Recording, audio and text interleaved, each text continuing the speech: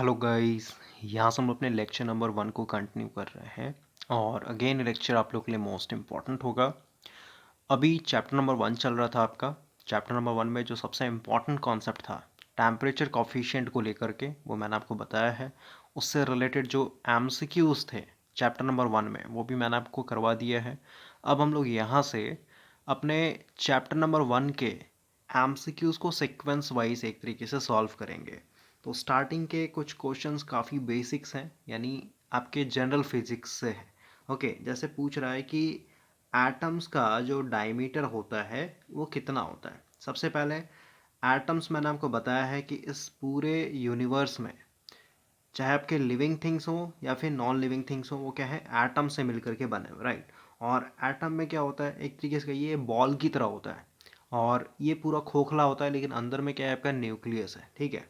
तो न्यूक्लियस, जैसे अगर हम एल्युमिनियम की बात करेंगे तो ये आपका 13 हो जाएगा। 13 का मतलब क्या, प्रोटॉन। और आपको पता है न्यूक्लियस के अंदर क्या होता है, प्रोटॉन भी होता है और न्यूट्रॉन भी होता है। यानी न्यूक्लियस के अंदर आपका होता है proton plus neutron.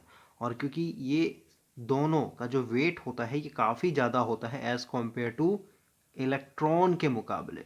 Okay, electron आपका सबसे हल्का पार्टिकल्स होता है एटम के अंदर में।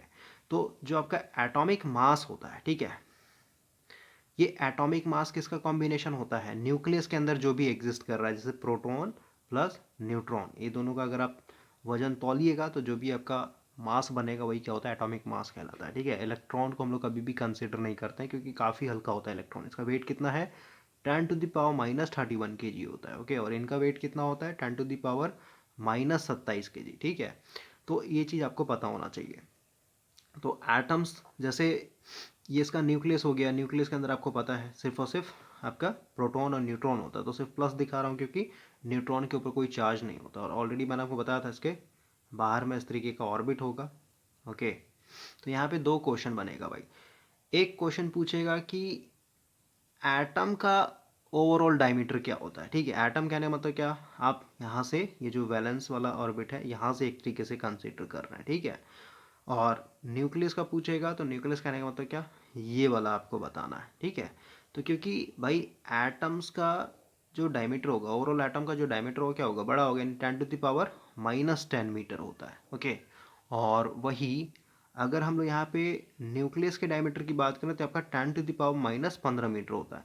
और क्योंकि माइनस में पावर जा रहा है तो आपको पता होना चाहिए, जैसे मान लेते हैं मेरे पास अभी -1 रुपया है, मतलब मैं अभी 1 रुपया क्या हूँ, कर्ज में हूँ, एक तरीके से उधार में हूँ, ठीक है। और आप जो है -10 रुपीज़ में है, ठीक है। इसका मतलब क्या, आप मेरे से ज़्यादा एक तरीके से कर्ज में डूबे हुए हैं। ओके, आप 9 रुपया ज़्यादा मेरे से आप कर्ज में एक तरीके से डूबे हुए हैं। ओके, तो माइनस में क्या होता है कि जैसे ये 10⁻⁻15, इसका मतलब क्या, ये काफ़ी छोटा है, ये 10⁻⁻10 से, ठीक है। अगर मैं यहाँ पे लिखूँ 10⁻⁻15, ये काफ़ी छोटा है एज़ कम्पेयर टू 10⁻⁻10 मीटर से, तो ये बड़ा है। तो बड़ा क्या हो जाएगा, आपका एटम का डायमीटर हो जाएगा। और ये न्यूक्लियस क्या है, अपने आप में छोटा है, तो इसका ये आपका 10⁻⁻- हो जाएगा। ओके, तो इस फर्स्ट क्वेश्चन से आपका दो चीज़ कवर होगा। डायमीटर ऑफ एटम पूछेगा तो 10⁻⁻10 मीटर, डायमीटर ऑफ न्यूक्लियस पूछेगा तो 10⁻⁻15 मीटर, ठीक है। और इसी को हम लोग फर्मी भी बोलते हैं। आगे पढ़ते हैं। अब बोल रहा था नंबर ऑफ कंपाउंड्स, कल मैंने आपको कंपाउंड्स के बारे में बताया था। कंपाउंड्स में होता है भाई कि जैसे यहाँ पे रेशियो कांस्टेंट रहेगा, आपका रेशियो आपका फिक्स रहता है। जैसे अगर आप पानी की बात करें H2O, ठीक है, या फिर कहिए आप सीधे सीधे यहाँ पे NH3 की बात करते हैं, एमोनिया, ठीक है। तो ये सब क्या है, ये कंपाउंड है। क्यों, क्योंकि इसमें देखिए आपका ये हाइड्रोजन क्या है, यहाँ पे 2 है, ऑक्सीजन क्या है, 1 है, ठीक है। तो जब भी आप 2 हाइड्रोजन और 1 ऑक्सीजन को मिलाइएगा तो हमेशा क्या मिलेगा, पानी मिलेगा, ठीक है। लेकिन अब मान लेते हैं आप क्या कर रहे हैं, H3 मतलब हाइड्रोजन 3 रख रहे हैं और ऑक्सीजन मान लेते हैं आप यहाँ पे 1 रख रहे हैं, तो ये जो बनेगा ना, ये कुछ नया चीज़ बन जाएगा, ये कभी भी पानी नहीं बनेगा। ओके, तो यहाँ पे देखिए जैसे एमोनिया है तो N का मतलब नाइट्रोजन आपने 1 रखा है और हाइड्रोजन आपका 3 है। तो जब आप इस रेशियो में, यानी 1:3 के रेशियो में आप नाइट्रोजन और हाइड्रोजन को मिलाएंगे तो आपको हमेशा एमोनिया मिलेगा आपको, ठीक है। तो कंपाउंड जो है भाई, आप एक तरीके से कहिए बहुत, मतलब कितना भी बना सकते हैं, ठीक है, अनलिमिटेड हो सकता है। जैसे अभी देखिए, जैसे मैं सिर्फ और सिर्फ इसी को उठा रहा हूँ H2O, ठीक है। तो सीधी सी बात है, जैसे मतलब यहाँ पे क्या है, हाइड्रोजन है, ऑक्सीजन है, तो अब देखिए अगर मैं हाइड्रोजन को 1 रख दूँ और मतलब हाइड्रोजन अगर 1 लेता हूँ, ऑक्सीजन मान लेते हैं मैं यहाँ पे 2 रख रहा हूँ, तो ये कुछ नया कंपाउंड बन जाएगा, ठीक है। उसी तरीके से अगर मान लेते हैं हाइड्रोजन को मैं 3 रख रहा हूँ और ऑक्सीजन को मान लेते हैं 2 रख रहा हूँ, तो ये कुछ नया बन जाएगा आपका। जैसे आपका ओजोन होता है O3, ठीक है। तो जैसे O2 की बात करें, यानी जब आपका 2 ऑक्सीजन है, ठीक है, सिर्फ और सिर्फ O है, मतलब 2 ऑक्सीजन अगर आप यूज़ कर रहे हैं, तो ये क्या है आपका ऑक्सीजन है एक तरीके से। इसको हम लोग सांस, मतलब ये हमारे लिए एक तरीके से क्या है, लाइफ लाइन है, ठीक है। इसके बिना हम लोग जी नहीं सकते हैं। लेकिन वही अगर मैं यहाँ पे एक और ऑक्सीजन ले आऊँ, यानी जब ये O3 बन जाएगा, तो ये अब ऑक्सीजन का प्रॉपर्टी छोड़ देता है, ये कुछ अलग ही चीज़ बन जाएगा। ये आपका एक ओजोन लेयर बन गया, जो कि आपके अल्ट्रावायलेट जो भी रेज आते हैं उसको एक तरीके से वहाँ पे रोकता है, ओके, फिल्टर आउट करता है। तो कंपाउंड मतलब भाई, अगर आप डिफरेंट डिफरेंट एलिमेंट को एक पर्टिकुलर रेशियो में, फिर डिफरेंट डिफरेंट एटम्स को एक पर्टिकुलर रेशियो में बना रहे हैं, तो हमेशा क्या बनेगा, कंपाउंड बनते चला जाएगा, ठीक है।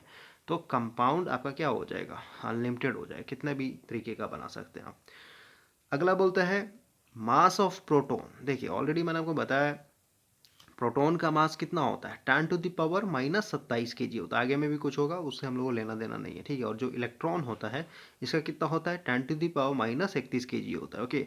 तो इनमें यानी आप कहेंगे कि प्रोटॉन जो है आपका ज़्यादा भारी है एज कम्पेयर टू इलेक्ट्रॉन से, ठीक है। तो कितना गुना भारी है, फिर कहीं कितना गुना हल्का है, तो ये होता है आपका 1837 टाइम, ठीक है, ओके। यानी इन दोनों के मास में इतना का डिफरेंस होता है, या फिर कहिए ज़्यादा या फिर कम होता है, ठीक है।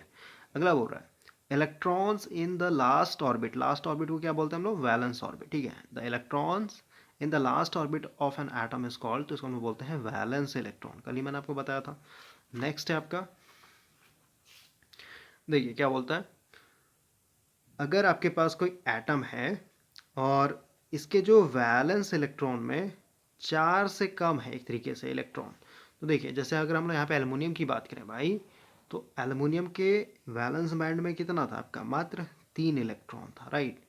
तो सीधी सी बात है, ऐसे एटम जिनके वैलेंस बैंड में या फिर कहिए वैलेंस ऑर्बिट में 4 से कम इलेक्ट्रॉन होते हैं, जैसे यहाँ पे 3 है, किसी में 1 होगा, किसी में 2 होगा, यानी 4 से अगर कम होता है तो वो पूरे के पूरे क्या बन जाएंगे, मेटल्स बन जाएंगे, ठीक है। क्योंकि इनको अब इलेक्ट्रॉन क्या करना है, देना होता है, ठीक है। इनका जो ऑर्बिट है ये कभी भी भर नहीं पाएगा, क्योंकि इसको भरने के लिए भी 15 इलेक्ट्रॉन चाहिए एक तरीके से, ओके। तो कोई इसको 15 इलेक्ट्रॉन देगा नहीं ना, तो ये क्या करेगा, इसको दे देता है, त्याग देता है, मतलब ईजिली एक तरीके से ये रिलीज करना चाहता है, ठीक है।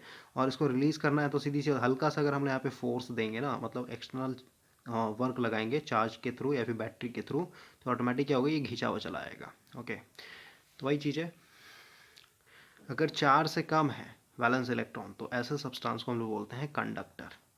अगला बोलता है ऐसा एटम जिसमें 4 से अधिक इलेक्ट्रॉन्स हो वैलेंस बैंड में, तो उसको हम लोग क्या बोलेंगे, तो ये आपका एक तरीके से इंसुलेटर हो जाएगा, ठीक है। जैसे आप यहाँ पे नाइट्रोजन की बात करते हैं, ठीक है। तो नाइट्रोजन का कितना हो जाएगा, 7। इसको आप कर लीजिए, कितना हो जाएगा, फर्स्ट ऑर्बिट में आपका 2 इलेक्ट्रॉन, और इसका जो लास्ट वाला ऑर्बिट होगा इसमें कितना हो जाएगा आपका, 5 इलेक्ट्रॉन हो जाएगा, राइट। तो ये क्या है, 4 से अधिक है, तो ऐसे क्या बोलेंगे हम लोग, इंसुलेटर बोलेंगे। और देखिए इंसुलेटर या फिर कहिए जो आपका मेटल होता है, इनमें अंतर क्या होता है समझिए। जैसे यहाँ पे एल्युमिनियम आप देख रहे हैं, तो एल्युमिनियम का भाई, इसका ये क्या है, ये फर्स्ट ऑर्बिट है, या फिर इसको हम लोग न्यूक्लियस मान लेते हैं, ठीक है। इसको न्यूक्लियस बना देते हैं, एक ऑर्बिट और बना देता हूँ मैं। तो ये देखिए यहाँ पे 2 इलेक्ट्रॉन, इसमें आपका 8 इलेक्ट्रॉन, और इसमें आपका क्या हो जाएगा, 3 इलेक्ट्रॉन। तो देखिए ध्यान से, इस एल्युमिनियम के लिए इसका जो वैलेंस ऑर्बिट बना है, ये क्या है, 1 2 3, यानी थर्ड ऑर्बिट है इसका, ध्यान से समझिएगा, थर्ड ऑर्बिट है ये, ठीक है। थर्ड ऑर्बिट को हम लोग क्या बोल रहे हैं यहाँ पे, वैलेंस बैंड बोल रहे हैं, फिर कहिए वैलेंस ऑर्बिट बोल रहे हैं, राइट। उसी तरीके से भाई अगर हम लोग यहाँ पे नॉन मेटल की बात करें, जैसे हम लोग नाइट्रोजन की बात करें या फिर ऑक्सीजन की बात करें, तो नाइट्रोजन इक्वल टू क्या होता है आपका, 7, मतलब नंबर ऑफ प्रोटॉन 7 होगा, तो सीधी सी बात है नंबर ऑफ इलेक्ट्रॉन भी इसमें 7 होगा, ओके। तो इसका अगर इलेक्ट्रॉनिक कन्फिग्रेशन करके देखें हम लोग, तो यहाँ पे हो जाएगा, ये आपका मान लेते हैं न्यूक्लियस है, ये आपका फर्स्ट ऑर्बिट और ये आपका सेकेंड ऑर्बिट, ठीक है। तो फर्स्ट ऑर्बिट में आपका क्या है, 2 इलेक्ट्रॉन, और बाकी आपका क्या हो जाएगा, 5 इलेक्ट्रॉन आपका इधर आ जाएगा, राइट। तो आप ध्यान से समझिए, इसका जो वैलेंस ऑर्बिट है ये सेकंड वाला है, ठीक है, यानी इसका सेकंड ऑर्बिट ही क्या बन चुका है, इसका वैलेंस ऑर्बिट बन चुका है, फिर ये वैलेंस बैंड बन चुका है। ओके, तो देखिए, तो अगर ये इसका क्या है, आउटर मोस्ट ऑर्बिट है, तो अगर मुझे यहाँ से इस इलेक्ट्रॉन को निकालना हो, मान लेते हैं इसको मेरे को फ्री बनाना है, तो भाई देखिए, ये जो न्यूक्लियस है इससे जो डिस्टेंस है इसका सेकंड बैंड का, ठीक है, और वही डिस्टेंस ये न्यूक्लियस है, न्यूक्लियस से इसका जो एल्युमिनियम के लिए जो आपका थर्ड ऑर्बिट है ये क्या है, ये काफ़ी दूरी पे, क्योंकि ये वैलेंस इसका थर्ड ऑर्बिट बन रहा है, ठीक है, यहाँ पे वैलेंस बैंड कौन सा बन रहा है, सेकंड ऑर्बिट ही बन जा रहा है। इसका मतलब क्या, यहाँ पे जो डिस्टेंस होगा मान लेते हैं R1 है, मतलब न्यूक्लियस से जो इसका ये वैलेंस वाला ऑर्बिट का डिस्टेंस है ये R1 है, और यहाँ से मान लेते हैं इसका जो थर्ड ऑर्बिट का डिस्टेंस है ये R2 है, तो यहाँ पे क्या होगा, R2 हमेशा बड़ा है एज कम्पेयर टू R1 से, यानी ये दूरी ज़्यादा है ना, थर्ड ऑर्बिट में एक तरीके से बैलेंस बैंड लाई कर रहा है। ओके, और आपको पता है कूलम्ब्स लॉ के हिसाब से, कूलम्ब्स लॉ क्या बोलते हैं कि जो भी फोर्स ऑफ अट्रैक्शन, जैसे कूलम्ब्स लॉ का दो लॉ था, फर्स्ट लॉ क्या बोलता है, अगर कोई प्लस चार्ज है माइनस चार्ज है तो इनके बीच में अट्रैक्शन होगा, अगर कोई सिमिलर चार्ज जैसे प्लस प्लस इनके बीच में रिपल्सन होगा, ठीक है, तो कितने फोर्स रिपल्सन होगा, ठीक है, कुछ ना कुछ मैग्नीट्यूड होना चाहिए ना, तो यहाँ पे फोर्स ऑफ अट्रैक्शन या फिर फोर्स ऑफ रिपल्सन के लिए इन्होंने फार्मूला दिया था कि डायरेक्टली प्रोपोर्शनल होगा दोनों चार्ज के ऊपर, यानी इनका जो भी मैग्नीट्यूड है वो, और इनके डिस्टेंस के इन्वर्सली स्क्वायर के ऊपर। ओके, तो सीधी सी बात है, यहाँ पे भाई, यहाँ पे डिस्टेंस ज़्यादा है, ठीक है, तो डिस्टेंस अगर ज़्यादा है तो फोर्स ऑफ अट्रैक्शन क्या होगा आपका, कम होगा। इसका मतलब क्या, ये न्यूक्लियस, ठीक है, इस इलेक्ट्रॉन के ऊपर, क्योंकि नेगेटिव चार्ज है और ये आपका अपने आप में न्यूक्लियस पॉजिटिव चार्ज है, तो इनके बीच में जो फोर्स ऑफ अट्रैक्शन हो रहा होगा ये काफ़ी वीक होगा। इसका मतलब क्या, अगर मुझे इसको उखाड़ना है यहाँ से, इसको फ्री बनाना है, तो यहाँ पे अगर मैं हल्का मैग्नीट्यूड वाला भी चार्ज रख दूंगा ना, और यहाँ पे चार्ज रखने का मतलब क्या है कि आप अगर 2 वोल्ट भी बैटरी दे दे रहे हैं, मतलब 2 वोल्ट का भी बैटरी लगा रहे हैं, फिर 1 वोल्ट का बैटरी, मतलब कम से कम भी अगर आप, मतलब सबसे लो बैटरी भी लगा रहे हैं ना, लो वोल्टेज वाला बैटरी, तो उसमें भी क्या होगा, ये इलेक्ट्रॉन बाहर निकल जाएगा, ठीक है, या फिर सीधे सीधे कहिए यहाँ पे अगर आप एकदम हल्का सा भी मैग्नीट्यूड का चार्ज रख रहे हैं ना, तो ये ऑटोमेटिक क्या होगा, इलेक्ट्रॉन खींचा हुआ चला आएगा। क्यों, क्योंकि ये न्यूक्लियस से काफ़ी लाइटली फोर्स से बंधा हुआ है। ओके, इसीलिए जैसे अगर ये मान लेते हैं एल्युमिनियम का वायर है, तो इसमें अगर आप हल्का सा भी मतलब बैटरी दीजिएगा ना, छोटा सा भी बैटरी लगा दीजिएगा, तो इसमें करंट फ्लो ना स्टार्ट हो जाएगा, ठीक है। लेकिन वही चीज़ भाई आप यहाँ पे देखिए, ये आपका क्या है, नॉन मेटल्स के लिए, यानी इंसुलेटर के लिए, नाइट्रोजन क्या है आपका, नॉन मेटल्स है, ठीक है। तो इसमें अगर मेरे को यहाँ पे देखना है भाई, न्यूक्लियस से ये जो आपका वैलेंस ऑर्बिट है ये कम डिस्टेंस पे, ठीक है, तो यहाँ पे जो फोर्स ऑफ अट्रैक्शन हो, क्योंकि ये डिस्टेंस कम है, तो सीधी सी बात है फोर्स ऑफ अट्रैक्शन क्या हो ज़्यादा, ये काफ़ी टाइटली बंधा हुआ होगा, ठीक है, तो इसको उखाड़ना है मुझे, तो सीधी सी बात है यहाँ पे मेरे को काफ़ी स्ट्रॉन्ग चार्ज रखना पड़ेगा, यानी काफ़ी ताकत से इसको खींचना पड़ेगा, तब जा करके ये क्या होगा, फ्री बन पाएगा। ओके, और काफ़ी ताकत से खींचने का मतलब क्या है कि मेरे को यहाँ पे जो वोल्टेज अप्लाई करना पड़ेगा ना, वो काफ़ी ज़्यादा मैग्नीट्यूड का करना पड़ेगा, 12 वोल्ट 24 वोल्ट, समझ रहे बात को।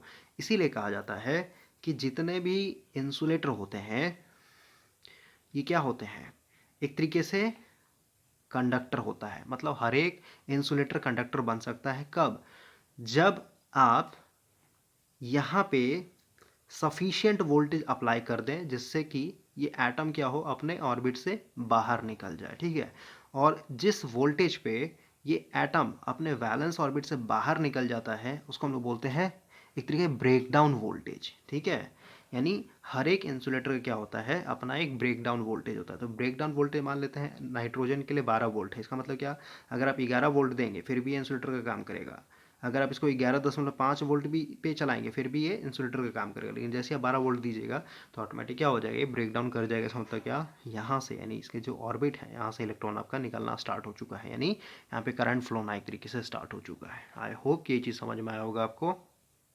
ओके, तो यही है भाई, ठीक है, तो मेटल समझ में आ गया होगा, नॉन मेटल समझ में आ गया होगा, ठीक है, यानी इंसुलेटर की बात हो रही है, तो इंसुलेटर में आपका 4 से अधिक होता है। ओके, और इसका जो ऑर्बिट होगा वैलेंस ऑर्बिट, ये या तो इसका सेकंड ऑर्बिट ही बन जाएगा या तो फर्स्ट ऑर्बिट ही बन जाता है। ओके, लेकिन वही अगर हम लोग एटम मेटल की बात करें तो मेटल में क्या होता है, जो वैलेंस ऑर्बिट होता है यानी आउटर मोस्ट ऑर्बिट होगा वो थर्ड ऑर्बिट होगा या तो फिर फोर्थ ऑर्बिट होगा। ओके, जैसे कॉपर है तो कॉपर का कितना होता है, 29 है, ठीक है, तो इसका इलेक्ट्रॉनिक कन्फिग्रेशन कीजिए, ठीक है, आपका 2, 8, 18 कितना हो गया, 18 और 2 20 और 28, और ये मतलब सोचिए कॉपर आपका गुड कंडक्टर क्यों हो जाता है, क्योंकि इसका जो वैलेंस ऑर्बिट है ये first band, second band, third band, fourth band, सोचिए फोर्थ बैंड जो है इसका क्या बन रहा है, आउटर मोस्ट ऑर्बिट बन रहा है। ठीक है, तो सोचिए भाई first band, second band, third band और ये आपका फोर्थ बैंड। तो सोचिए यहाँ पे इस न्यूक्लियस से इसका जो फोर्थ बैंड वाला ऑर्बिट है, ठीक है, यहाँ पे एक इलेक्ट्रॉन रहेगा ना, ठीक है, तो सोचिए इनके बीच में डिस्टेंस काफ़ी ज़्यादा हो गया है। तो अगर डिस्टेंस ज़्यादा है तो सीधी से फोर्स ऑफ अट्रैक्शन काफ़ी पुअर हो जाएगा। ठीक है, इसका मतलब क्या है, इसको यहाँ से उखाड़ना काफ़ी आसान हो जाएगा हम लोग के लिए। यहाँ पे एकदम हल्का सा भी एक तरीके से चार्ज लगा कर, मतलब हल्का सा भी एक छोटा सा कमज़ोर चार्ज रखिएगा ना, तो ऑटोमेटिक क्या होगा, ये बाहर निकल जाएगा। और इलेक्ट्रॉन अगर बाहर निकले तो क्या, फ्री इलेक्ट्रॉन बन चुका है, ये मूव करने के लिए रेडी है ये। तो इस तरीके से होता है आपका एटॉमिक लेवल पे। आगे बढ़ते हैं, देखिए क्वेश्चन क्या बोलता है। नेक्स्ट क्वेश्चन बोल रहा है ऐसा एटम जिसमें वैलेंस इलेक्ट्रॉन यानी मोस्ट ऑर्बिट बैंड जो होगा उसमें अगर आपका 4 इलेक्ट्रॉन एग्जिस्ट कर रहा है तो उसको क्या बोलेंगे, तो उसको हम लोग सेमीकंडक्टर बोलते हैं। जैसे सिलिकॉन की बात करें तो सिलिकॉन का एटॉमिक नंबर कितना होता है, 14, यानी 14 प्रोटॉन होगा और इलेक्ट्रॉन भी आपका यहाँ पे 14 होगा। ठीक है, तो इसको अगर हम लोग इलेक्ट्रॉनिक कन्फिग्रेशन करके देखें तो फर्स्ट ऑर्बिट में आपका 2 इलेक्ट्रॉन, सेकेंड ऑर्बिट में आपका यहाँ पे 8 इलेक्ट्रॉन, 8 2 10 हो गया, और थर्ड ऑर्बिट क्या बन जाएगा, इसका बैलेंस ऑर्बिट बन जाएगा, यहाँ पे आपका 4 इलेक्ट्रॉन रहेगा। ठीक है, तो देख रहे हैं 4 इलेक्ट्रॉन आ गया ना इसके आउटर मोस्ट ऑर्बिट में। ठीक है, तो ऐसे को हम लोग सेमी कंडक्टर बोलते हैं। उसी तरीके से आपका जर्मेनियम हो गया, आर्सेनिक हो गया, ठीक है, सिलिकॉन हो गया। ओके, तो ये सब पता होना चाहिए। अगला है आपका 1 coulomb charge is equal to, देखिए क्या होता है एक्चुअली, समझिए 1 कूलाम को किसको बोलते हैं। जैसे इमेजिन कीजिए, कल ही मैंने आपको बताया था रेजिस्टेंस का कॉन्सेप्ट। तो ये मान लेते वायर है, और ये मान लेते भाई इतना हम लोग क्रॉस सेक्शन एरिया ले रहे हैं। ठीक है, तो ये मान लेते पॉइंट ए है, और ये मान लेते हैं हम लोग का पॉइंट बी है।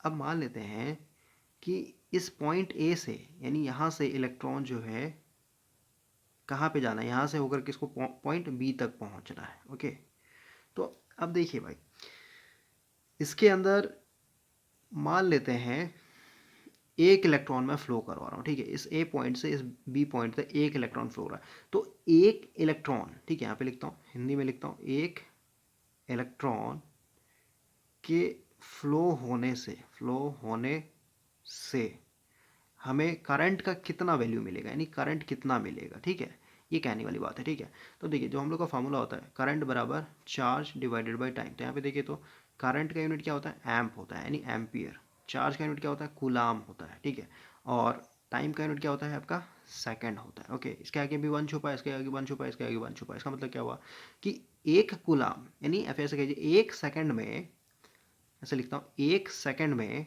अगर एक कूलाम चार्ज फ्लो कर जाता है ए पॉइंट से बी पॉइंट पे, तो उसके चलते हम लोग को कितना करंट मिलेगा, 1 एम्पियर करंट मिलेगा। ओके, लेकिन अब क्वेश्चन आता है कि ये 1 कूलाम का मतलब क्या होता है, ये 1 कूलाम में कितने इलेक्ट्रॉन होंगे, ये कहने वाली बात है।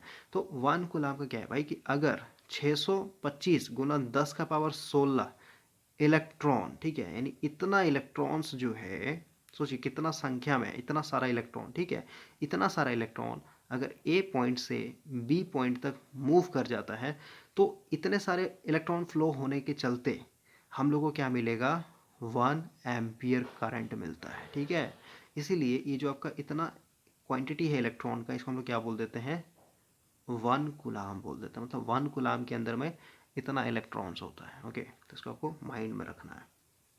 इसीलिए करंट का फॉर्मूला क्या हो जाता है कभी कभी, I equal to Q by T, जहाँ पे ये क्यू किस में है, ये कूलाम में है भाई। ठीक है, लेकिन आपको पता है एक कूलाम के अंदर क्या है, 625 गुना 10 का पावर 16 इलेक्ट्रॉन होता है। ठीक है, तो इसलिए हम इसको फिर ऐसे लिखते हैं, आई इक्वल टू एन, एन जहाँ पे नंबर ऑफ इलेक्ट्रॉन, ये इलेक्ट्रॉन का संख्या कितना है, ठीक है, into E divided by T. तो ये भी एक फार्मूला, जहाँ पे एन क्या है, कितना इलेक्ट्रॉन ए पॉइंट से बी पॉइंट तक पास हो रहा है। ठीक है, और ई क्या है, ई जहाँ पे आपका एक इलेक्ट्रॉन के ऊपर जो भी चार्ज है। ठीक है, ओके, तो इसको अगर आप ई को यहाँ पे ना लिखें तो कोई दिक्कत नहीं, इसको अभी हटा दी। एन का मतलब क्या है, अगर एन की जगह मान लेते हैं इतना इलेक्ट्रॉन फ्लो हो रहा है इतना, ठीक है, तो इसके जगह हम लोग क्या लिख सकते हैं, सीधे सीधे 1 कूलाम लिख सकते हैं। ठीक है, इसलिए हम लोग का I equal to Q by T भी होता है, फिर कहिए आपका एन ई बाई टी भी होता है। ओके,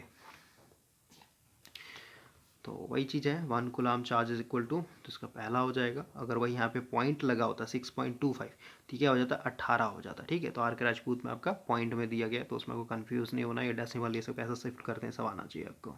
अगला देखिए क्या बोलता है, बोल रहा है भाई आपके पास एक कॉपर है, ठीक है, यानी कॉपर का वायर है, और इसका यहाँ पे मतलब एरिया दिए, मतलब क्यूब है ना, यानी इसका वॉल्यूम दिया हुआ है। ठीक है, तो इसमें फ्री इलेक्ट्रॉन्स कितने होंगे।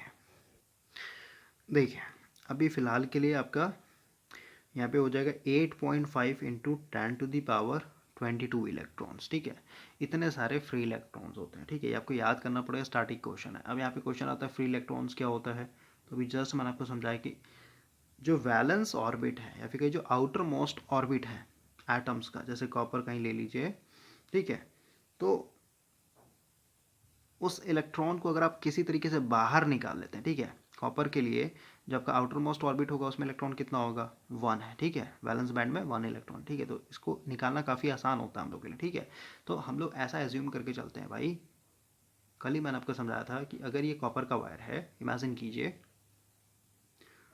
और अभी मान लेते हैं 27 डिग्री सेल्सियस पे रखा गया, मतलब रूम टेम्परेचर पे रखा गया। ठीक है, तो हम लोग का जो एब्सोल्यूट टेम्परेचर कितना -273 डिग्री सेल्सियस है। ठीक है, ये आपका सबसे लोवेस्ट टेम्परेचर अर्थ पे। ठीक है, या फिर कहिए इस यूनिवर्स पे। ठीक है, अर्थ का ही लेकर चलते हैं, ज़्यादा इजी होगा, और अदर प्लानट पे कितना माइनस में जा सकता है वो हम लोग को आइडिया नहीं है। ठीक है, खासकर मुझे पता नहीं है एक्चुअली। ठीक है, तो अर्थ के लिए इतना है।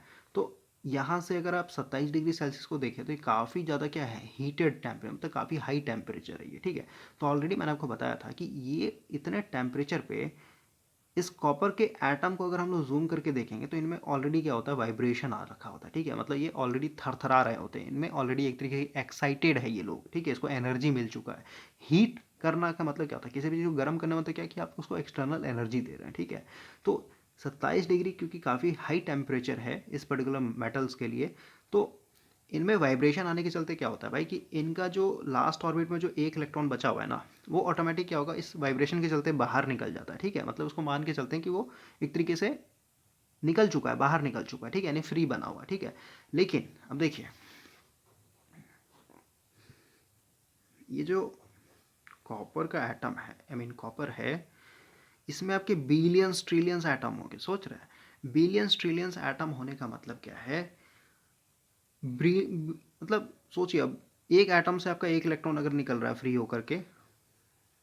देखिए इसी तरीके से नेक्स्ट क्वेश्चन बोल रहा है ईएमएफ इन अ सर्किट। तो किसी भी सर्किट के अंदर अगर आप ईएमएफ लगा रहे हैं, ईएमएफ का मतलब क्या होता है, वोल्टेज, सीधी सी बात है। ठीक है, तो क्या करेगा आपका, ये हमेशा पोटेंशियल डिफरेंस को मेंटेन करके रखेगा। पोटेंशियल डिफरेंस कहने का मतलब वोल्टेज की बात हो रही है। ओके, तो उसमें तो कुछ जान ही नहीं है। अगला बोल रहा है the electric current in a metallic conductor is due to, सिर्फ मेटल पूछा है, ये मेटल, मेटल में क्या होता है, सिर्फ और सिर्फ इलेक्ट्रॉन के कारण होता है। ठीक है, अगला है potential difference has the unit of. देखिए पोटेंशियल डिफरेंस को हम लोग यहाँ पे एनर्जी बोलेंगे भाई। ठीक है, पोटेंशियल डिफरेंस का यूनिट एनर्जी होता है। अभी क्या होता है इसको थोड़ा मैं समझा देता हूँ। सबसे पहले यहाँ पे समझिए, देखिए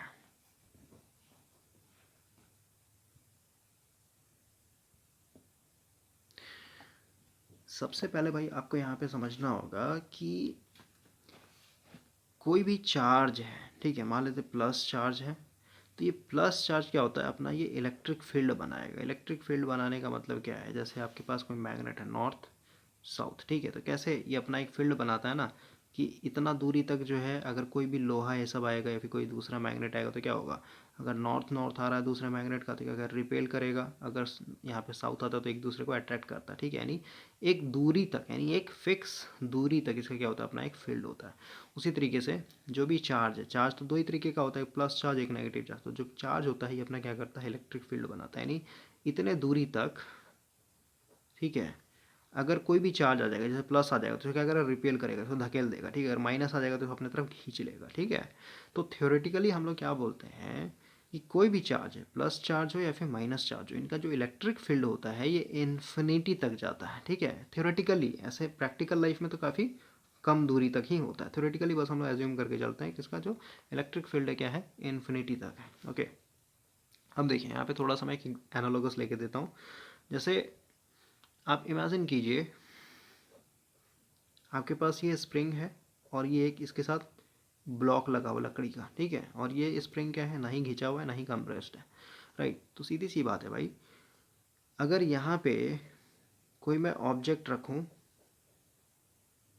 तो अभी इस ऑब्जेक्ट के ऊपर ये कोई फोर्स नहीं लगा सकता है, लेकिन सेकंड केस में समझिए मैंने क्या किया है, इधर से अपने हाथों से इसको धकेल दिया है, मतलब इसको स्प्रिंग को मैंने इस तरीके से दबा दिया है, कंप्रेस्ड कर दिया है। तो अब क्या है, अब यहाँ पे जो ब्लॉक लगा होगा, तो जैसे ही मैं यहाँ से जैसे ही मैं यहाँ से हटाऊंगा अपना हाथ, तो क्या होगा, ऑटोमेटिक ये स्प्रिंग एक तरीके से कंप्रेस्ड, तो सीधी सी बात है अभी इधर की तरफ भागने की कोशिश करेगा, ठीक है, यानी अब इसके पास क्या है, इस दूसरे ब्लॉक को धकेलने का ताकत आ चुका है। तो देखिए, तो फर्स्ट केस में तो इसके पास नहीं था कोई ताकत, ठीक है, लेकिन सेकंड केस में क्या है, अब इसके पास ताकत है, ये दूसरे वाले ब्लॉक को क्या करता है, धक्का दे सकता है। इसका मतलब क्या हुआ कि जो भी मैंने इसके ऊपर एक तरीके से वर्क डन किया, मतलब अपने हाथों से जो भी मैंने इसको ऐसे धकेला है, ठीक है, तो जो भी मैंने एनर्जी अपना लगाया है ना भाई, वो पूरा का पूरा एनर्जी क्या हो गया है, इस स्प्रिंग में एक तरीके से ट्रांसफ़र हो चुका है, और वो स्टोर हो चुका है पोटेंशियल एनर्जी के रूप में, ठीक है। और जैसे ही मैं यहाँ से अपना हाथ का लॉक हटाऊंगा, तो ऑटोमेटिक क्या होगा, वो पोटेंशियल एनर्जी फिर से क्या होगा, काइनेटिक एनर्जी में कन्वर्ट हो जाएगा, मतलब ये दूसरे वाले ब्लॉक को धक्का दे देगा। ओके, इसलिए हम लोग बोलते हैं कि एनर्जी ना ही आपका ट्रांसफ़र होता है, आई मीन ना ही डिस्ट्रॉय होता है और ना ही क्रिएट होता है, बस ये ट्रांसफ़र होता है एक जगह से दूसरे जगह, यानी मेरे बॉडी का जो एनर्जी है क्या हो गया, इस स्प्रिंग में एक तरीके से ट्रांसफ़र हो गया और एक पोटेंशियल एनर्जी की तरह रूप में स्टोर हो चुका है। उसी तरीके से जैसे मान लेते हैं ग्राउंड पे एक बॉल है, ठीक है, तो सीधी सी बात है भाई, ये इस बॉल को अगर मैं उठा करके मान लेते हैं किसी हाइट पे रख देता हूँ, ठीक है, मान लेते हैं इसको मैं 10 मीटर के हाइट पे रख दो, सीधी सी बात है, इसको उठा करके यहाँ पे रखने के लिए मेरे को क्या करना पड़ेगा, वर्कडन करना पड़ेगा ना। तो जो भी मैं वर्कडन करूँगा इस बॉल को उठा करके इस हाइट तक ले जाने के लिए, वो पूरा पूरा वर्कडन क्या होगा, फिर पूरा पूरा एनर्जी क्या होगा, इसके अंदर पोटेंशियल एनर्जी की तरह स्टोर हो जाएगा। और वही अगर इस बॉल को अगर मैं फिर यहाँ से धक्का दूंगा, तो ये नीचे जो जो भी ज़मीन पे कुछ भी रखा हुआ होगा, मान लेते हैं कांच का टुकड़ा, ऐसा जो भी रखा उसको क्या कर सकता है, ये तोड़ सकता है, यानी इसके पास अपना खुद का क्या हो गया, एक तरीके से एनर्जी आ गया है। ओके, तो इतना एनालॉगस समझने के बाद हम लोग फिर से चार्ज के ऊपर फोकस करते हैं।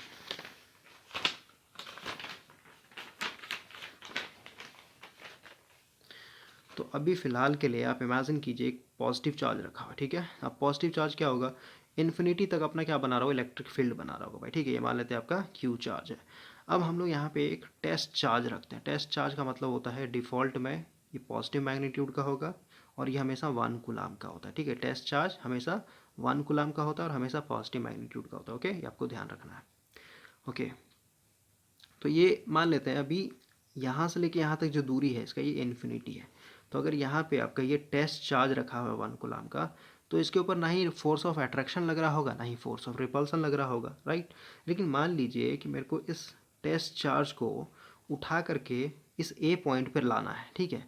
तो सोचिए, तो इन्फिनिटी पे पड़ा हो तो सीधी जो कोई दिक्कत नहीं है, लेकिन जब मैं इसको इधर की तरफ धकेलने लगूंगा तो ये आसानी से नहीं जाएगा, मेरे को इसको धकेलने के लिए ताकत लगाना पड़ेगा, ठीक है, वर्क डन करना पड़ेगा, क्योंकि ये भी प्लस है और ये भी प्लस है, तो क्या करेगा, दोनों एक दूसरे को रिपेल करेगा, ठीक है। तो अगर मेरे को यहाँ से लेके इसको धीरे धीरे धीरे धीरे आगे इसे शिफ्ट करना है, तो इसका मतलब क्या, मेरे को वर्क डन करना पड़ेगा। ओके, अब समझिए, इस पॉइंट से इन्फिनिटी से उठा करके मैंने मान लेते हैं यहाँ पे इसको ले आया, ठीक है, वर्क डन करवा के।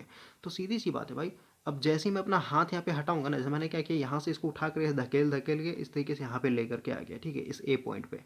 अब इस ए पॉइंट पे क्या है कि जो भी मैंने वर्क डन किया इसमें क्या है, पोटेंशियल एनर्जी की तरह स्टोर हो चुका है।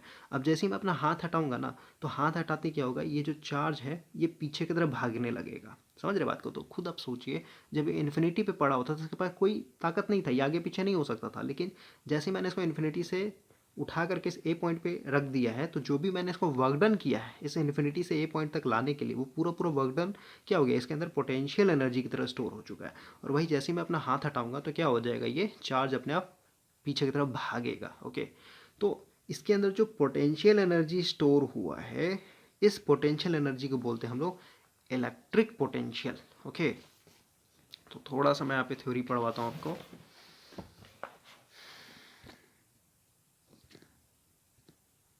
देखिए, वही लिखा हुआ है कि कंसीडर, आप इमेजिन कीजिए कि एक आपके पास प्लस मैग्नीट्यूड का चार्ज रखा हुआ है स्पेस में, और एक आपका टेस्ट चार्ज है 1 कूलाम का। यहाँ पे आप देख रहे हैं टेस्ट चार्ज है 1 कूलाम का, जो कि इन्फिनिटी पे रखा हुआ है। अब इस यूनिट चार्ज को यानी टेस्ट चार्ज को हम लोग क्या कर रहे हैं, एक तरीके से इस ए पॉइंट पे ला करके रखना चाहते हैं, ठीक है। तो जैसे ही हम लोग ए पॉइंट पे रखें, hence when the unit charge is at A, यानी इस ए पॉइंट पे आकर के रखेंगे, it has some amount of electric potential energy, ठीक है। इसके अंदर क्या होगा, कुछ ना कुछ पोटेंशियल एनर्जी आ जाएगा, ठीक है। कितना आएगा, जो भी हम लोगों ने वर्क डन किया वो पूरा, ठीक है, which is measure of electric potential, ठीक है। The closer the point to the charge, यानी मान लेते हैं यहाँ पे मैं लेकर के आना चाहता हूँ बी पॉइंट पे, तो सीधी सी बात है, अगर आप इसको बी पॉइंट पे लेकर, मतलब जितना नज़दीक इस चार्ज के करीब लेकर के जाइएगा, उतना ही ज़्यादा आपको क्या करना पड़ेगा, ताकत लगाना पड़ेगा, और उतना ही ज़्यादा उसमें क्या होगा, इलेक्ट्रिक पोटेंशियल स्टोर होते चला जाएगा, ठीक है। तो वही लिखा, the closer to the point charge the higher will be the electric potential energy and hence the electric potential at that point, ठीक है, मतलब उस पॉइंट का उतना ही ज़्यादा इलेक्ट्रिक पोटेंशियल होगा, ओके। तो वही सब लिखा हुआ है। आगे बढ़ते हैं। Therefore electric potential at a point due to charge depend upon the position of the point, बिल्कुल सही बात है। इस पोजीशन पे अलग आपको मिलेगा इलेक्ट्रिक पोटेंशियल, इस पोजीशन पे अलग मिलेगा, इस पोजीशन पे कुछ अलग मिलेगा, ठीक है।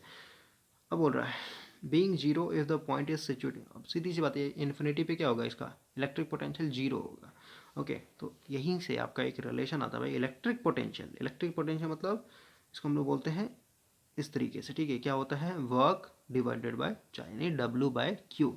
अब देखिए यहाँ पे लाइन में समझते हैं, इलेक्ट्रिक पोटेंशियल उसको बोला जाता है, या फिर उस पॉइंट को बोला जाता है इन इलेक्ट्रिक फील्ड, क्योंकि ये पूरा इलेक्ट्रिक फील्ड बना रहा है आपका ये, ठीक है।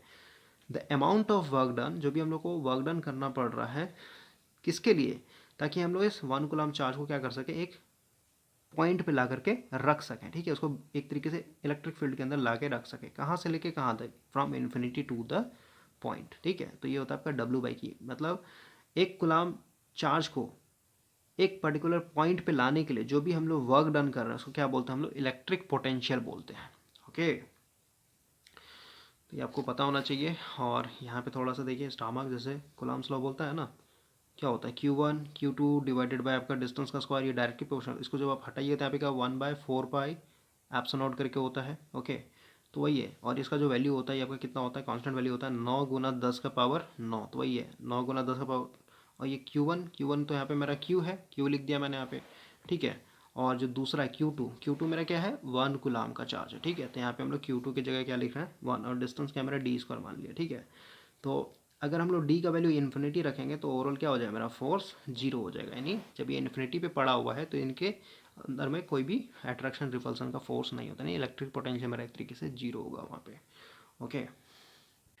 वही थोड़ा सा अगर हम लोग आगे पढ़ें तो वही बोल रहा है, इलेक्ट्रिक पोटेंशियल का जो यूनिट होता है ये वोल्ट होता है, और इसका मतलब यही है यहाँ पे इलेक्ट्रिक पोटेंशियल इक्वल टू, अभी पढ़ा ना आपने, डब्ल्यू बाई क्यू, मतलब एक कूलम्ब चार्ज को लाने के लिए जो भी आप वर्क डन कर रहे हैं, ठीक है, एक पर्टिकुलर पॉइंट के लिए, तो ये इलेक्ट्रिक पोटेंशियल का यूनिट क्या होगा, वोल्ट, यानी वी बराबर डब्ल्यू बाय क्यू, इसका आगे 1 छुपा, इसका आगे 1 छुपा, इसका आगे 1 छुपा, मतलब, और इसको हम लोग यूनिट में वर्क डन का यूनिट क्या होता है भाई, जूल होता है, ठीक है। तो 1 जूल मैं लिख देता हूँ, और ये 1 कूलम्ब लिख देता हूँ, और ये 1 वोल्ट, इसका मतलब क्या हुआ, 1 कूलम्ब को इन्फिनिटी से उठा करके किसी एक पॉइंट पे इलेक्ट्रिक फील्ड में लाने के लिए जो भी हम लोग वर्क डन कर रहे हैं, जैसे 1 जूल का अगर वर्क डन कर रहे हैं तो उसके चलते हम लोग क्या मिलेगा, ये 1 वोल्ट मिलता है, ठीक है। तो वही लिखा हुआ है, electric potential at a point in electric field is 1 volt, 1 volt होगा इफ़ 1 जूल का आप काम कर रहे हैं, किसके लिए, उस एक कूलम्ब चार्ज को उस पर्टिकुलर पॉइंट पे लाने के लिए, ठीक है, कहाँ से ले कहाँ तक, इन्फिनिटी से to that particular point, okay. तो ये क्लियर हो जाना चाहिए। अब हम लोग आगे थोड़ा सा एमसीक्यूज बनाते हैं भाई। तो पोटेंशियल डिफरेंस क्या होता है, आप समझिए, यहाँ पे भी इलेक्ट्रिक पोटेंशियल समझ में आएगा, पोटेंशियल डिफरेंस क्या होता है।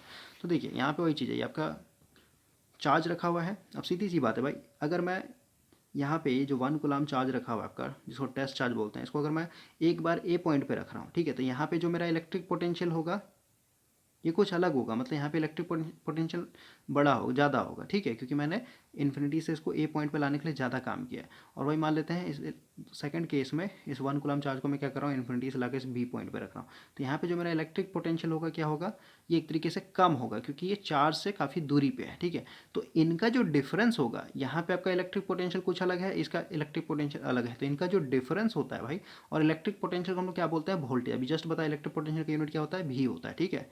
तो ये यहाँ पे V2 है, यहाँ पे V1 है, ठीक है। तो इनका जो डिफरेंस आप निकालिए V2 माइनस V1, तो ही क्या हो जाता है, इलेक्ट्रिक पोटेंशियल डिफरेंस हो जाता है, ओके।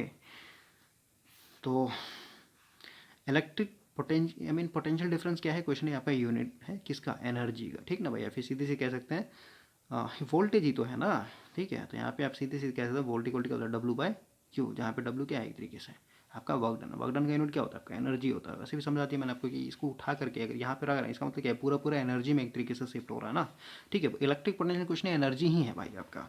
ओके, नेक्स्ट बोलता है the electric current in a liquid, अभी जस्ट बताया मैंने आपको लिक्विड का एग्जाम्पल, ठीक है। जैसे ये गिलास है, इसमें आपने नमक डाल दिया, पानी है, सादा पानी था, उसमें आपने नमक डाल दिया तो क्या होगा Na+Cl- इस तरीके से। तो क्या है इसमें पॉजिटिव चार्ज भी है, नेगेटिव चार्ज भी है, ठीक है। तो लिक्विड में क्या होता है नेगेटिव और पॉजिटिव आयोन्स, यहाँ पे चार्ज बोलिए या फिर आयोन्स बोलिए दोनों से, लेकिन आयोन्स यहाँ पे ज़्यादा एक तरीके से बेटर होता है, ठीक है।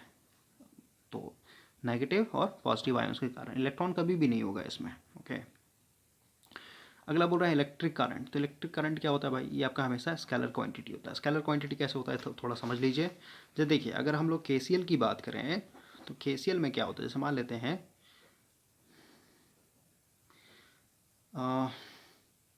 मान लेते भाई इधर से जो मेरा करंट आ रहा है मान लेते हैं 2 एम्पियर है, ठीक है। तो इस पॉइंट पे आते हैं क्या होगा, ये 2 एम्पियर दो पार्ट में टूटेगा, एक इधर टूटेगा एक इधर टूटेगा, सही बात है। तो यहाँ पे ध्यान से समझिए, या फिर ऐसा समझिए ना, ऐसा समझिए भाई, देखिए इसी को हम लोग ऐसे बनाते हैं। मान लेते इधर से करंट आ रहा है 2 एम्पियर, इधर से करंट ऊपर की तरफ आ रहा है मान लेते 1 एम्पियर। तो सीधी सी बात है इस पॉइंट पे आते हैं आपका क्या होगा, ये 2 एम्पियर और ये 1 एम्पियर क्या होगा जुड़ जाएगा, ठीक है। तो यहाँ पे जो एडिशन होता है करंट का ये क्या होता है अलजेब्रिक एडिशन होता है, ठीक है। 2+1 कर देते हैं यानी 3 एम्पियर हो गया, ठीक है। तो ये सीधा सीधा अलजेब्रिक एडिशन है आपका, ठीक है। इसको हम लोग कभी भी एंगल कंसीडर करके नहीं जोड़ते हैं। जैसे देखिए अगर ये होता 1 एम्पियर एंगल मान लेते हैं 10 डिग्री, और ये मान लेते हैं प्लस ये होता है 2 एम्पियर और इसका कुछ एंगल होता है 30, ठीक है। तो अगर ऐसा सिचुएशन अगर हम लोग ऐसा एडिशन करते हैं मतलब मैग्नीट्यूड के साथ साथ अगर डायरेक्शन को भी अगर लेकर के चलते तो भाई इसको हम लोग फिर बोलते हैं कि क्या है ये वेक्टर क्वांटिटी है। लेकिन हम लोग करंट को हमेशा क्या करते हैं अलजेब्रिक एडिशन कर देते हैं, ठीक है। यहाँ पे हम लोग डायरेक्शन कंसीडर ही नहीं करते हैं, इसीलिए इसको बोलते हैं हम लोग कि ये एक स्केलर क्वांटिटी है। या फिर कभी कभी आपने सुना होगा बहुत सारे बच्चे बोलते हैं कि पैरेललोग्राम मेथड आप पे फॉलो नहीं करते। तो पैरेललोग्राम मेथड क्या होता है, सिंपल वे में समझिए, अगर कोई वेक्टर ये ए है और ये अगर वेक्टर मान लेते हैं बी है, उनके बीच में जो एंगल होगा अगर 90 डिग्री बना हुआ है तो ये क्या होगा ऑटोमेटिक आपका क्या होगा इसके इसके पैरेलल लेकर के आइए, इसको इसके पैरेलल लेकर के आइए। तो ये जो एडिशन मिलेगा क्या होगा A+B का क्या है एक तरीके से पैरेललोग्राम एडिशन है, ठीक है। लेकिन आपको पता होना चाहिए भाई बेसिक इलेक्ट्रिकल में पूरा मैंने आपको पढ़ाया। मान लेते हैं आपका एक्स एक्सिस वाई एक्सिस, अगर यहाँ पे कोई ये इस तरीके का वेक्टर है ए तो इसको फिर क्या करते हैं, और कोई वेक्टर मान लेते हैं इधर है बी और इनके बीच में अगर 90 डिग्री नहीं है तो यहाँ पे पैरेललोग्राम मेथड फॉलो नहीं करता है। अब हम लोग क्या होगा इसको कंपोनेंट में तोड़ना पड़ेगा। जो वेक्टर ए है इसका दो कंपोनेंट टूटेगा, एक तो ये एक्स एक्सिस टूटेगा और एक इसका इधर वाई एक्सिस में टूटेगा, ठीक है। उसी तरीके से जो कंपोनेंट बी है इसका भी एक्स एक्सिस कंपोनेंट और एक वाई एक्सिस कंपोनेंट। उसके बाद फिर क्या करते हैं एक्स एक्सिस एक साथ रखेंगे और वाई एक्सिस को एक साथ रखते हैं, ठीक है। फिर जाकर के हम लोग का वेक्टर एडिशन होता है। ओके, और थोड़ा सा याद करवा देता हूँ। अगर मान लेते हैं वेक्टर ए इस डायरेक्शन में और मान लेते हैं दूसरा डायरेक्शन जस्ट इधर है वेक्टर बी, तो इनके बीच में अगर 180 होगा तो डायरेक्ट क्या होता है क्योंकि ये दोनों जीरो एंगल पे है, ठीक है। तो यानी 180 का आउट ऑफ फेज होगा ना भाई, तो इसको हम लोग बोलते हैं जीरो एंगल पे, ठीक है। तो ऑटोमेटिक क्या होगा सब्ट्रैक्शन हो जाएगा, ठीक है। A-B यानी यहाँ पे अलजेब्रिक एक तरीके से सब्ट्रैक्शन होता है। वही अगर मान लेते हैं इधर भी आपका ए है इसी डायरेक्शन में आपका बी है तो इनमें भी क्या है जीरो एंगल है, तो यहाँ पे क्या होगा यहाँ पे सीधे सीधे अलजेब्रिक एडिशन हो जाएगा। ओके, तो ये सब आपका वेक्टर का कुछ नियम होता है।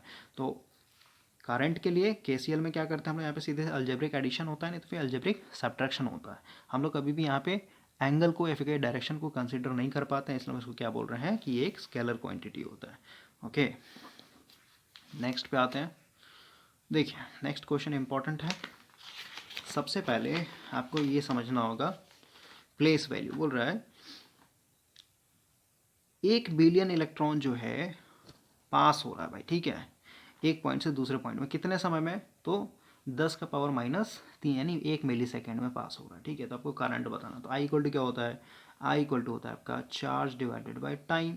तो अब चार्ज जो है यहाँ पे 1 बिलियन लिखा हुआ भाई, इतना इलेक्ट्रॉन। तो सबसे पहले प्लेस वैल्यू समझिए, ये क्या वंस टेंस 100,000, 10,000, उसके बाद फिर होता है 100,000, 100,000 का हम लोग बोलते हैं 1 लाख।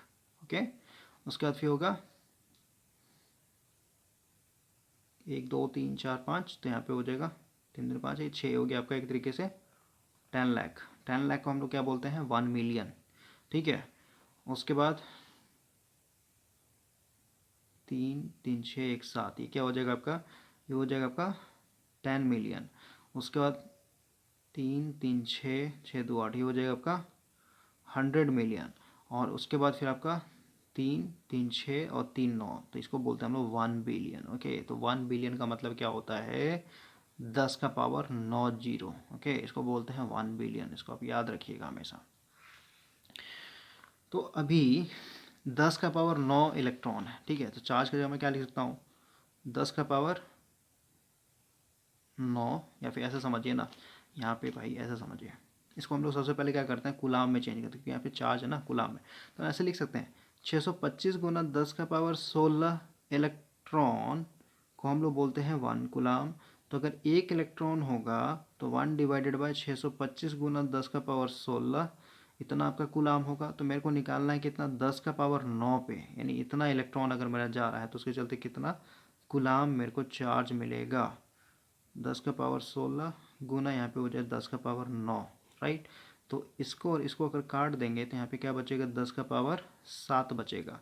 और इसका जब आप कैल्शियम में वैल्यू पुट कीजिएगा तो ये आ जाएगा आपका 0.0016 इंटू, ये हो जाएगा आपका 10 का पावर 7 नीचे में ना, ऊपर जाएगा तो 10 का पावर -7 हो जाएगा। इतना आपका क्या है अभी एक तरीके से कूलाम है। ठीक है, इसको हम यहाँ पे पुट करते हैं। देखिए इतना वैल्यू आ गया। अब इसको हम लोग यहाँ पे पुट करते हैं, तो इसको हम लोग ऐसे कर लेते हैं भाई, करंट बराबर क्यू की जगह मतलब कितना लगे 0.0016 इंटू 10⁻⁻7, और नीचे में टाइम कितना है 10 का पावर -3। ठीक है, तो इसको और इसको काट देते हैं, ऊपर में कितना बचेगा -4 बचेगा। ठीक है, और हम लोग को ऑप्शन के हिसाब से चलना है। तो ऑप्शन में देखिए आपका 1.6 है, इसका मतलब क्या हुआ, और 10⁻⁻7 है। ओके, तो इसको हम लोग एडजस्ट करके लिखना होगा। ठीक है, यहाँ पर कितना है 0.0016 इंटू 10⁻⁻4। अब देखिए अगर मेरे को 1.6 में लिखना है, इसका मतलब क्या, एक डेसिमल, इसका मतलब क्या है 3 डिजिट जो होगा यहाँ पे ऐड हो जाएगा, यानी 10⁻4 और -3 यानी 4 3 7 हो जाएगा। ओके, इतना एम्पियर जो है आपको करंट यहाँ पे मिलेगा। तो आपको यहाँ पे हमेशा ध्यान रखना है कि यहाँ पे चार्ज कूलाम में दिया हुआ है, तो आपको ये जो बिलियन में इलेक्ट्रॉन रखा हुआ है इसको भी क्या करना होगा कूलाम में चेंज करना होगा। ठीक है, तो ये सब आपको आना चाहिए। नेक्स्ट क्वेश्चन पे आते हैं। बोल रहा है the electric current in a discharge tube containing gas, a gas is due to. देखिए क्या होता है, देखिए ये है आपका यहाँ पे माइक्रोस्कोपिक लेवल में ग्लास ट्यूब है, फिर कहिए इसको हम लोग बोलते हैं डिस्चार्ज ट्यूब। ठीक है, और डिस्चार्ज ट्यूब जो होता है बेसिकली ऐसा होता है, जब आप इलेक्ट्रॉनिक्स पढ़ेंगे भाई, देखिए यहाँ पे इलेक्ट्रॉनिक्स में क्या होता है, सबसे पहले समझिए यहाँ पे आप देख रहे हैं इलेक्ट्रॉन लिखा हुआ। ठीक है, इलेक्ट्रॉन, और निक्स है, यानी इसको हम लोग बोलते हैं मैकेनिक्स। ठीक है, तो इलेक्ट्रॉन में हम लोग करते क्या है, फिर पढ़ना क्या होता है, पूरा का पूरा इलेक्ट्रॉन को हम लोग कैसे कंट्रोल करेंगे। जैसे आप समझिए अगर आपके पास कोई मेटल है, यानी कॉपर, ठीक है, कॉपर हो गया, एल्युमिनियम है, तो उसमें क्या होता है आपके हाथ में इलेक्ट्रॉन नहीं रहता है। ठीक है, अब जैसे ही इसको आप जोड़िएगा सप्लाई से, बैटरी से, ठीक है, तो इसमें कितना इलेक्ट्रॉन फ्लो हो रहा है, या फिर कहिए अगर आप इलेक्ट्रॉन को आप अपने हिसाब से कम बेसी करना चाहते हैं, घटाना बढ़ाना चाहते हैं, आपके मर्जी से इलेक्ट्रॉन का संख्या घटे बढ़े, तो ये आपके हाथ में नहीं है। ठीक है, यानी आप मेटल्स के अंदर में कभी भी इलेक्ट्रॉन को कंट्रोल नहीं कर सकते हैं। ठीक है, उसी तरीके से नॉन मेटल में भी इलेक्ट्रॉन को आप कंट्रोल नहीं कर सकते हैं। ठीक है, मतलब इलेक्ट्रॉनिक्स में भाई हम लोग सीधे सीधे क्या करते हैं, इलेक्ट्रॉन्स को कंट्रोल करने का पूरा मैकेनिक्स सीखते हैं। ओके, जैसे हम लोग सेमीकंडक्टर की बात करें तो सेमीकंडक्टर में क्या होता है, पूरे इलेक्ट्रॉन को ही ना हम लोग आगे पीछे करते रहते हैं, कभी कम करेंगे कभी ज़्यादा करेंगे, उसी बेसिस पर आपका क्या है हर एक चीज़ कंट्रोल में रहता है। ओके, तो जब आपका स्टार्टिंग स्टेज था इलेक्ट्रॉनिक्स का, जब हम लोग को सेमीकंडक्टर के बारे में नहीं पता था, तो उस समय हम लोग इलेक्ट्रॉन को कंट्रोल करने के लिए डिस्चार्ज ट्यूब यूज़ करते थे। ठीक है, डिस्चार्ज ट्यूब या फिर कहीं इसे हम लोग वैक्यूम ट्यूब बोलते थे। ओके, तो ये क्या होता है, ये इस तरीके का कांच का होता है और इसमें दो प्लेट्स रखे हुए हैं। एक ये प्लेट्स है, मतलब मेटल है, ये भी आपका एक मेटल है। तो हम लोग क्या करते हैं भाई, इसके नीचे में जो लगा हुआ ना एलिमेंट, इसको बोलते हैं हीटिंग एलिमेंट। हम लोग क्या करते हैं, हम लोग को क्या करना है, इस प्लेट को गर्म करना है। तो जैसे आप गर्म कीजिएगा, तो ऑलरेडी बताया था एटॉमिक नंबर लेवल पे वाइब्रेशन होता है इसमें। ठीक है, तो इलेक्ट्रॉन क्या होगा, यहाँ से निकलने लगता है, क्योंकि इतना गर्मी करते हैं ना इसको। और देखिए, जो पहले के जनरेशन में कंप्यूटर होते थे वो काफ़ी बड़े होते थे, आपके रूम के बराबर इतने बड़े बड़े साइज़ के होते थे। तो उसके पीछे का रीज़न समझिए, एक एक जो डिस्चार्ज ट्यूब होता था साइज़ बहुत बड़ा होता है। ठीक है, समझ रहे बात को। तो सोचिए, उतना डिस्चार्ज ट्यूब जोड़ जोड़ के जैसे ट्रांजिस्टर कैसे हम लोग जोड़ते हैं, उसके बाद फिर आपका एक माइक्रो प्रोसेसर बनता है। ठीक है, उस तरीके इतना डिस्चार्ज ट्यूब जोड़ जोड़ के ठीक है, हम लोग उतना बड़ा एक तरीके से प्रोसेसर बना रहे हैं। तो सबका स्पेस सोचिए उतना बड़ा क्यों हो जाता था। ओके, और यहाँ पे काफ़ी ज़्यादा पावर कंजम्पशन होता है। क्यों? क्योंकि देखिए, अगर ये एक मेटल का प्लेट है, इसमें से अगर आप इलेक्ट्रॉन को इमिट करना चाहते हैं, ठीक है, तो इसको काफ़ी गर्म करना पड़ेगा। ठीक है, यानी ये जो हीटिंग एलिमेंट है इसको पहले क्या करना पड़ेगा, वो पावर देना पड़ेगा। ठीक है, इलेक्ट्रिक सप्लाई देना पड़ेगा। सोचिए काफ़ी ज़्यादा पावर खींचेगा ना। अगर हम लोग घर में हीटर जलाते हैं तो काफ़ी ज़्यादा बिजली बिल उठता है ना भाई, समझ गए बात को। तो ये गर्म होगा, गर्म होने के कारण ये प्लेट गर्म होगा, प्लेट गर्म होगा, तो यहाँ से आपका इलेक्ट्रॉन क्या होगा, इमिट होगा। ठीक है, तो उसको थोड़ा सा हम लोग माइक्रोस्कोपिक लेवल पे जूम करके देखते हैं। तो देखिए आपका प्लेट है, ठीक है, तो प्लेट को अगर हम लोग गर्म करेंगे तो ये इलेक्ट्रॉन देख रहे हैं इस तरीके का आपका बाहर आ चुका है।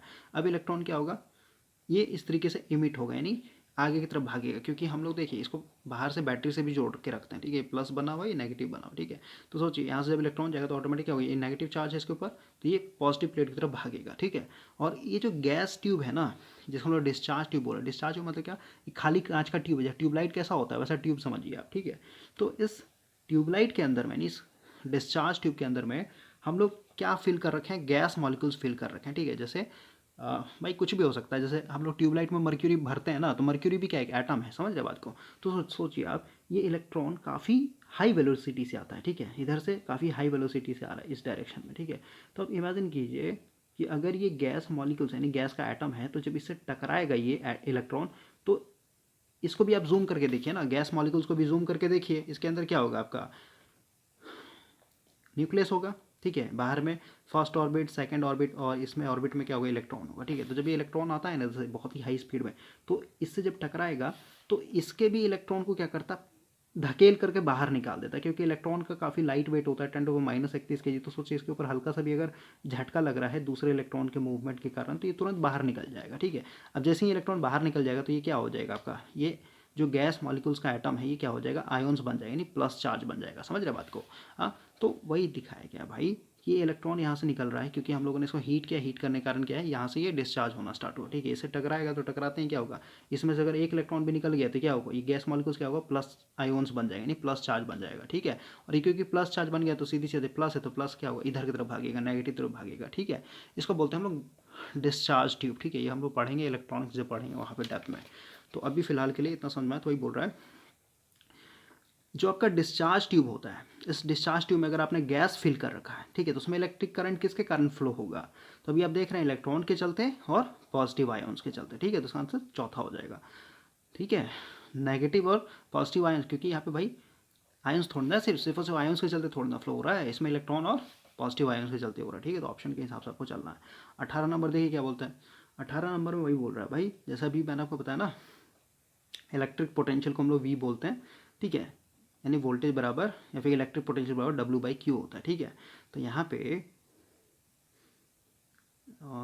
देखिए, यहाँ पे ये वाला फॉर्मूला लगेगा भाई, I = Q/T होता है। ठीक है, तो गुलाम आपका दिया हुआ है 50 माइक्रो गुलाम, यहाँ पे लिख देता हूँ मैं, 50 × 10⁻⁻6 I बराबर गुलाम, इतना हो गया।